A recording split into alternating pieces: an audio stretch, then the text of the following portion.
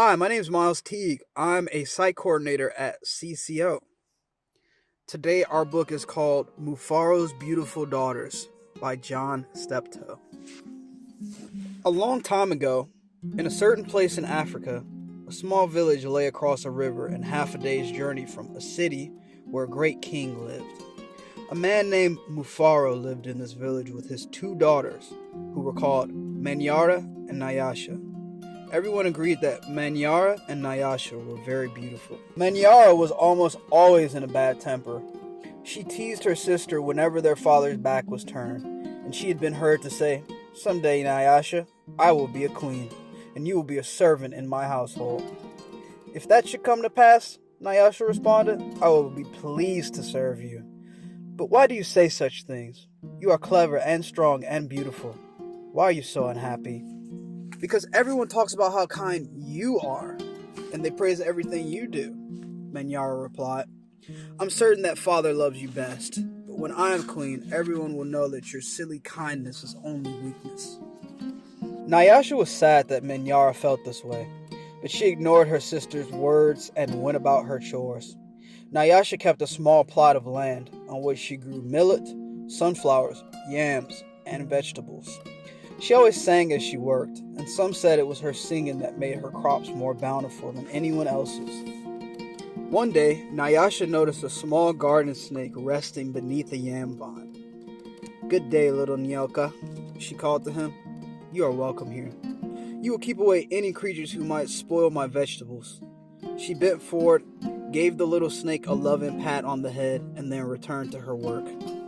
From that day on, Nyoka was always at Nyasha's side when she tended her garden. It was said that she sang all the more sweetly when he was there.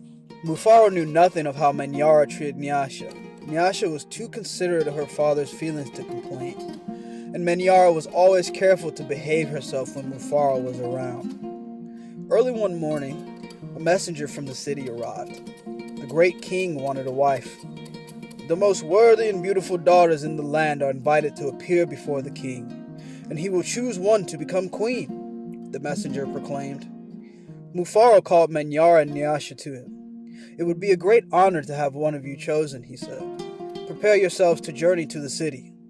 I will call together all our friends to make a wedding party. We will leave tomorrow as the sun rises." "But my father," Manyara said sweetly, "it would be painful for either of us to leave you, even to be wife to the king. I know Nyasha would grieve to death if she were parted from you. I am strong.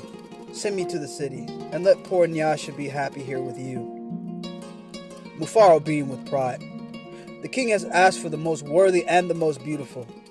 "No, Manyara, I cannot send you alone. Only a king can choose between two such worthy daughters. Both of you must go."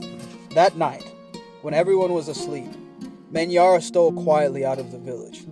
She had never been in the forest at night before, and she was frightened, but her greed to be the first to appear before the king drove her on. In her hurry, she almost stumbled over a small boy who suddenly appeared, standing in the path. "Please," said the boy, "I'm hungry. Will you give me something to eat?" "I brought only enough for myself," Manyara replied. "But please," said the boy, "I'm so very hungry." "Out of my way, boy! Tomorrow I will become your queen. How dare you stand in my path?" After traveling for what seemed to be a great distance, Manyara came to a small clearing. There, silhouetted against the moonlight, was an old woman seated on a large stone. The old woman spoke. "I will give you some advice, Manyara. Soon after you pass the place where two paths cross, you will see a grove of trees. They will laugh at you. You must not laugh in return. Later, you will meet a man with his head under his arm. You must be polite to him." "How do you know my name? How dare you advise your future queen? Stand aside, you ugly old woman." Manyara scolded and then rushed on her way without looking back.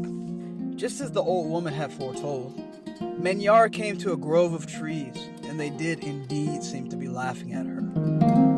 "I must be calm," Manyara thought. "I will not be frightened."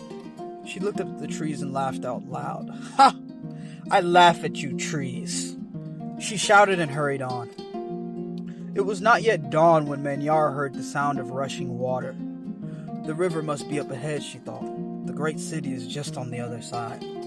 But there, on the rise, she saw a man with his head tucked under his arm. Manyara ran past him without speaking. A queen acknowledges only those who please her, she said to herself. I will be queen. I will be queen, she chanted as she hurried on towards the city. Nyasha awoke at the first light of dawn. As she put on her finest garment, she thought about how her life might be changed forever beyond this day. I'd much prefer to live here, she admitted to herself.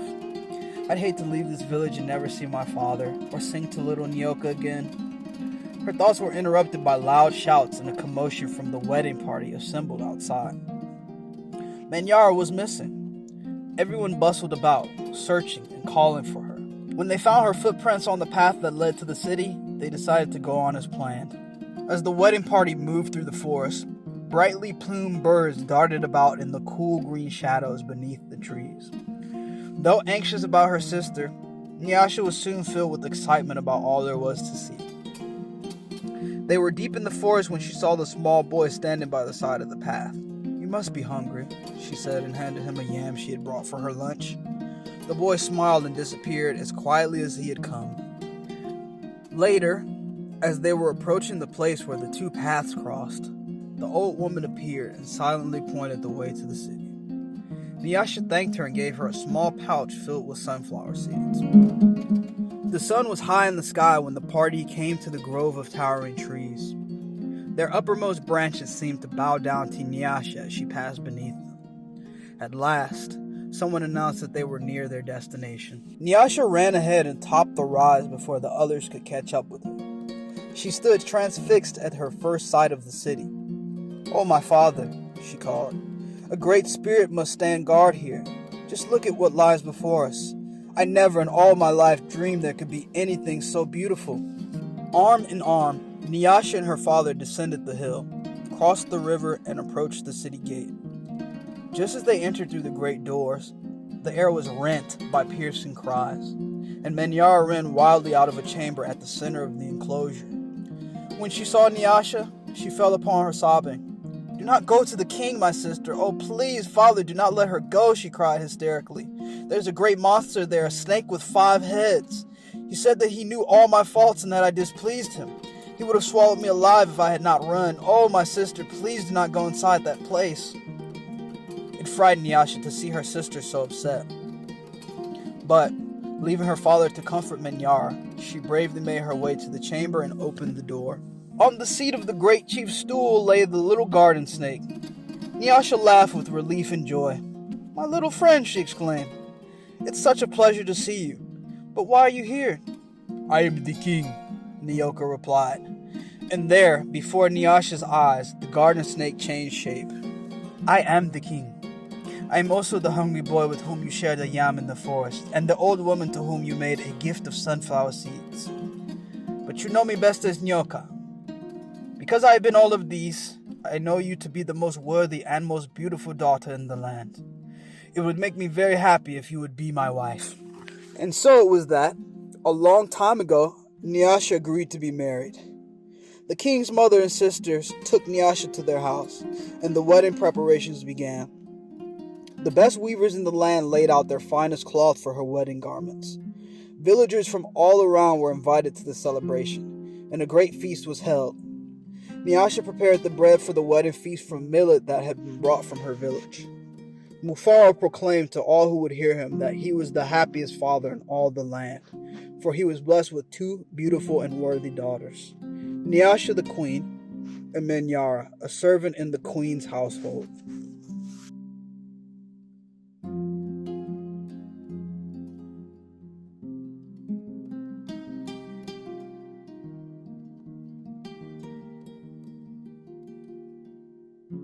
That was Mufaro's Beautiful Daughters, an African Tale by John Steptoe. Thanks for listening. Have a great one. Bye-bye.